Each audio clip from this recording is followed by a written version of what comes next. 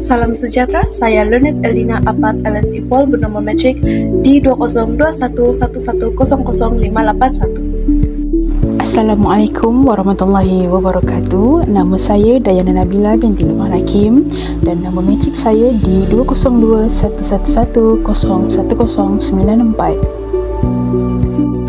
Assalamualaikum dan hai, nama saya Nur Hidayah binti Hassan, pemegang nombor matrik D202120991999. Saya merupakan pelajar jurusan ISP Moral semester 2. Nama saya Muhammad Anas bin Cik Muhammad, memegang nombor matrik D2021209921. Hai, Assalamualaikum dan salam sejahtera. Nama saya Nik Muhammad Rafi Aiman bin Dimat, memegang nombor matrik D2021209934.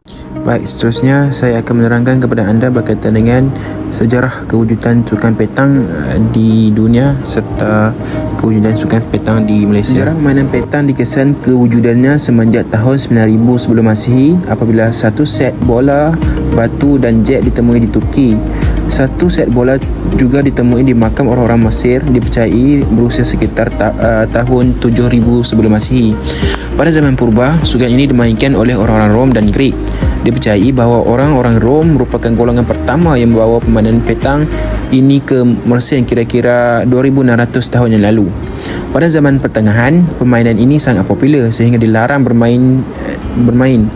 Pada kurun ke-17, para bangsawan Perancis telah menjadikan sukan ini kepunyaan mereka dan Raja Louis yang ke-24 telah meletakkan peraturan permainan tersebut kepada 14 mata. Sewaktu perang, tentera Napoleon menggunakan peluru meriam sebagai bola permainan.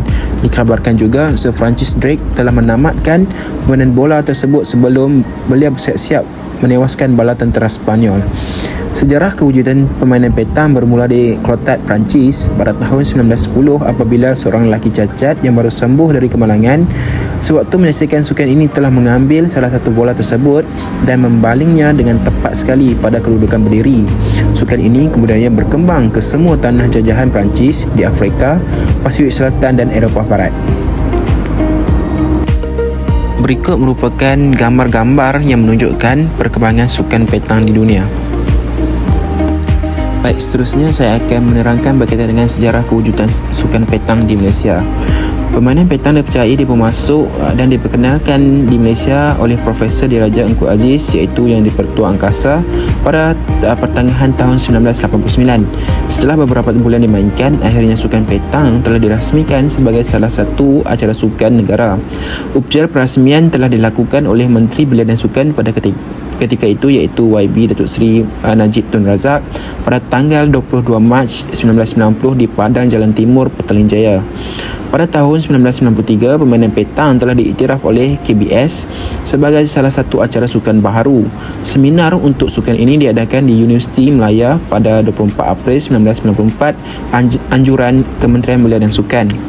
Sejak dibawa masuk ke negara ini, Angkasa telah memainkan peranan memperkenalkannya.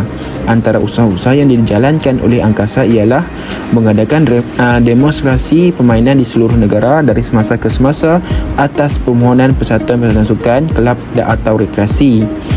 Yang kedua, mengadakan kursus khas permainan dan peraturan petang.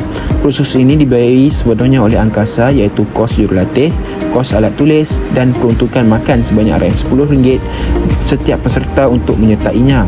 Khusus permainan petang ini telah dijalankan salah satu modul pendidikan Angkasa secara rasmi sejak 1998. Yang ketiga, menganjurkan kejohanan petang antara koperasi peringkat negeri dan peringkat kebangsaan sempena perayaan Hari Koperasi Antarabangsa setiap tahun. Pertandingan ini telah dimulakan sejak tahun 1990. Yang terakhir, mengambil sebahagian dalam permainan petang jemputan Angkasa, khasnya jemputan Singapura setiap tahun. Berikut merupakan gambar-gambar yang menerangkan berkaitan peranan Angkasa dalam mengembangkan sukan petang di Malaysia.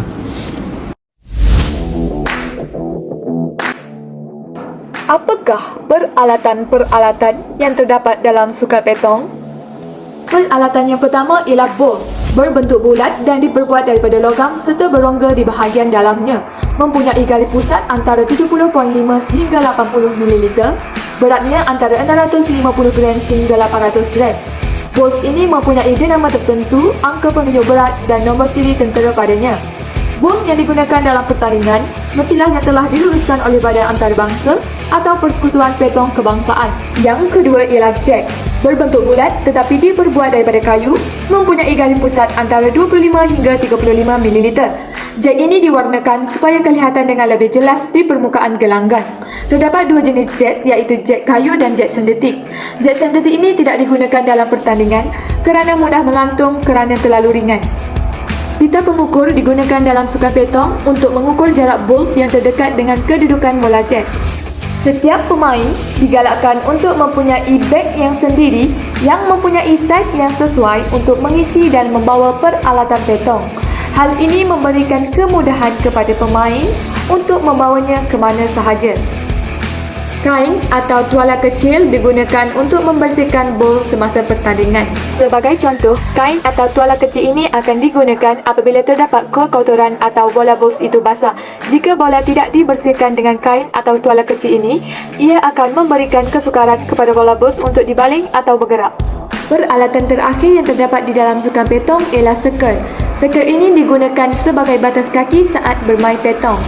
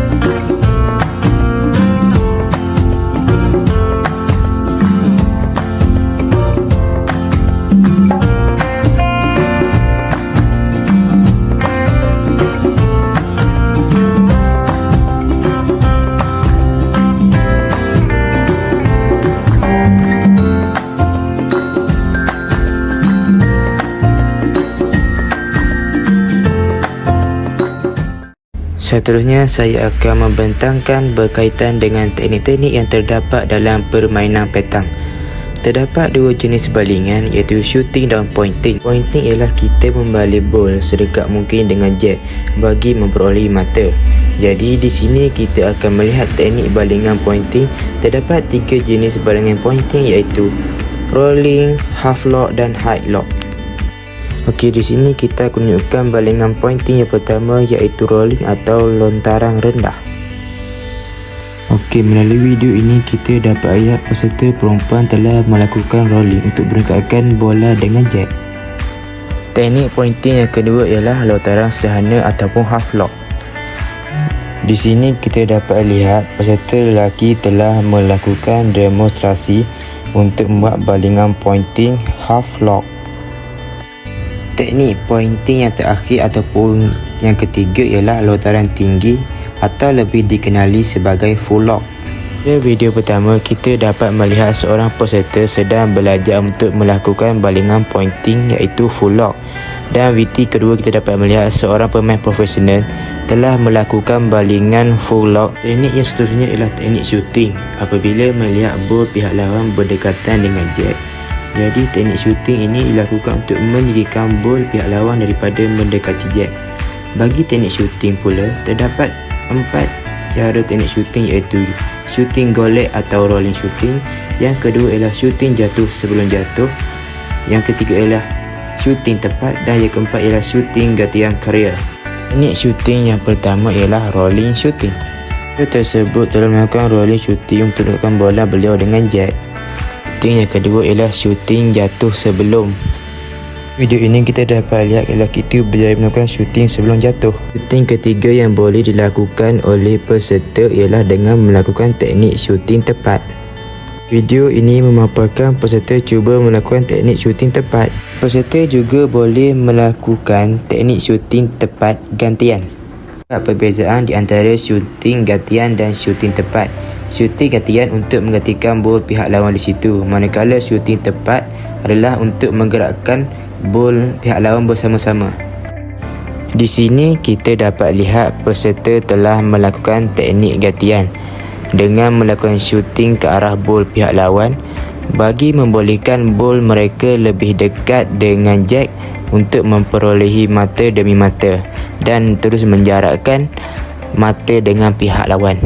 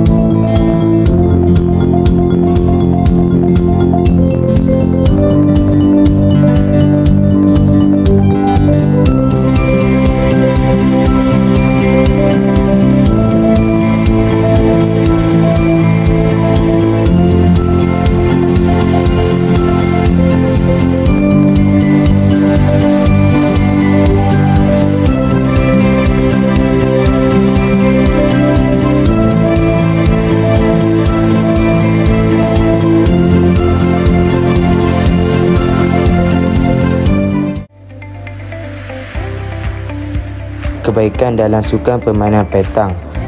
Petang amat mudah dipelajari dengan memerhati dan mengkaji orang lain bermain dan mengetahui beberapa peraturan asas, seseorang itu mampu bermain permainan petang.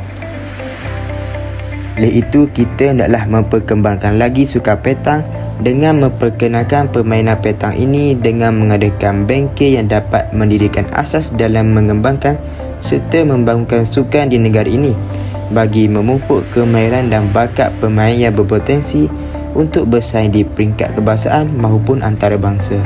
Kebaikan permainan petong ialah berkonsepkan permainan untuk semua individu yang kurang kelebihan dari segi fizikal, kecergasan, stamina dan keuangan boleh menceburi sukan ini. Tidak kira lelaki, perempuan, kanak-kanak, remaja, dewasa ataupun orang yang berumur boleh melibatkan diri dalam permainan sukan ini.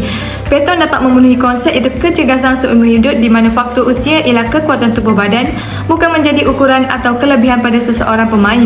Semua peringkat umur pemain dari kanak hingga warga tua boleh menguasai sukan petong dengan baik dan bijak kerana petong amat mudah dipelajari. Pada pendapat saya, cara untuk mengembangkan sukan petong adalah melalui aktiviti kokurikulum di sekolah. Aktiviti kokurikulum di sekolah merupakan salah satu medium untuk membentuk kemenjadian murid yang holistik dari semua aspek.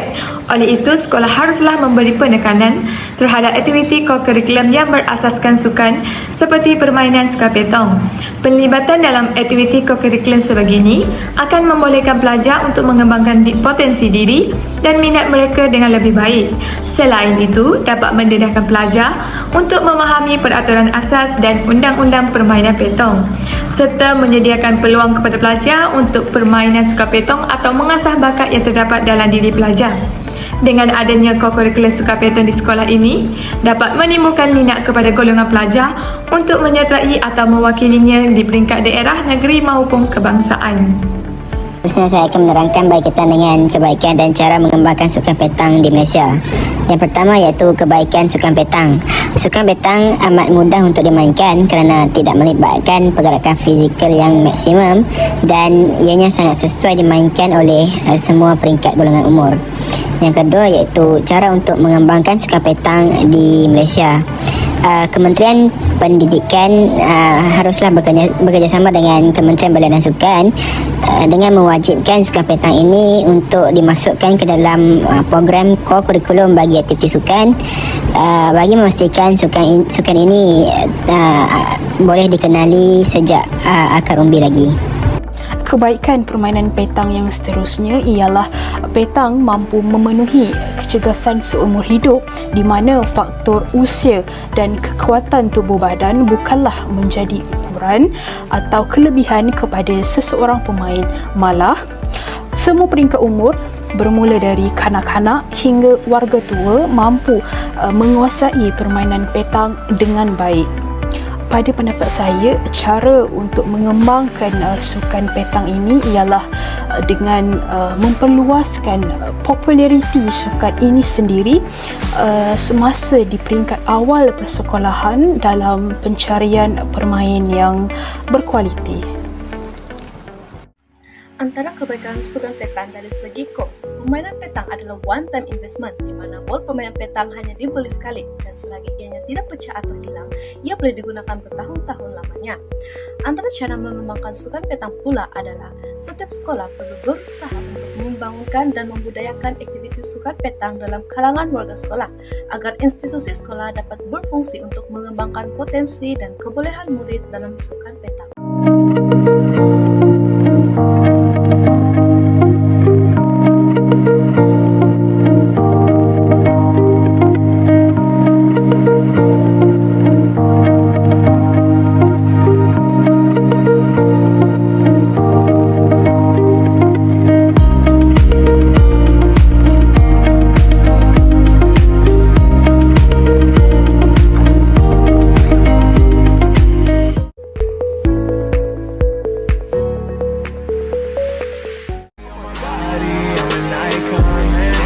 About a 10, I should fuck her in the Benz.